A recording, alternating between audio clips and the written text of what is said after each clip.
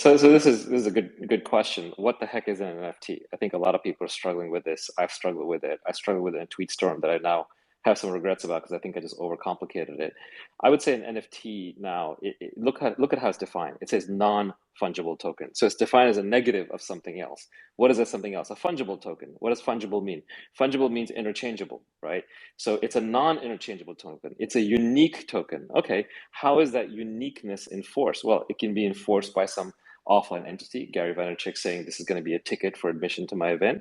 It can be enforced by the blockchain itself saying ENS domains are unique. We will not resolve, the browsers won't resolve to another domain. So blockchains and software enforce it. Or when people say, well, I can just right click and save that Bored Ape or CryptoPunk, like that's not unique. Well, it's a shelling point for a community around it. So it's a programmable object that can be bought and sold that has enforced scarcity either by a blockchain or by an offline entity or by an online community. In a sense, the whole Uniswap smart contract is an NFT. Now, I can right click, save, copy Uniswap and republish it on my site, but it's got no community. No one's coming to it. So it's a buyable, sellable, programmable thing that lives on a blockchain, which has some enforced scarcity.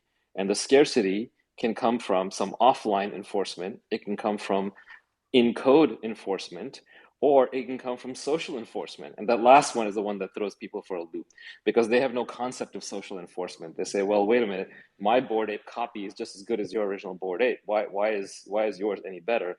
And it's because there's a group of people who matter, and there's a pile of software that matters that is going to enforce the authenticity of the original one. If I walk into a metaverse room and one has real, quote unquote, art on the walls, which are enforced by NFT scarcity and authenticity, and the one has fake art on the walls, where do you think the rich kids and the cool kids are going to want to hang out? They don't want to hang around fake art. They want to hang around real art. They want to hang around provenance. They want to hang around the creator. So I think NFTs are just, it's defined negatively. There's a lot more NFTs than there are FTs. So you kind of have to throw this idea out of your mind that NFTs are the new weird thing and that FTs are the normal thing. No, no, FTs are the weird thing that barely exists in the real universe and barely exists in reality. NFTs are the normal thing. And what we've figured out is a way to bring NFTs in the blockchain and to enforce their scarcity through one of these three mechanisms, either offline enforcement by a human, or online enforcement by a blockchain or by code, or by online enforcement through a community that gathers around that NFT.